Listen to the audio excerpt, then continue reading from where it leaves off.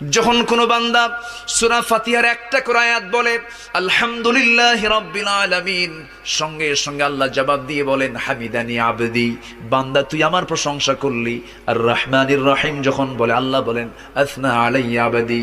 মালিক ইয়াউমিদ্দিন যখন বলে আল্লাহ বলেন মাজ্জাদানি আবদি। এরপরে যখন বলে ইয়াকা না'বুদু ওয়া ইয়াকা নাস্তাঈন পর্যন্ত যখন বলে আল্লাহ বলেন বান্দারে তুই আমার কাছে কি চাস, প্রাণ খুলে চারে বান্দা।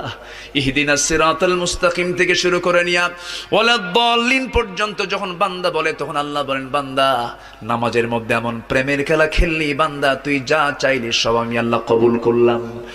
ওই বান্দা যখন রুকুতে যায় আল্লাহ তখন অস্থির হন। ওই বান্দা যখন সিজদায় যাওয়ার জন্য প্রস্তুতি নাই, সমস্ত ফেরেশতাকে ডাক দিয়ে বলেন ও ফেরেশতারা, এই বান্দাগুলো আমাকে দেখলো না, রাসূলকে দেখলো না, কোরআনকে দেখে হাদিসকে বিশ্বাস করে আমাকে খুশি করার জন্য তার সবচেয়ে সম্মানজনক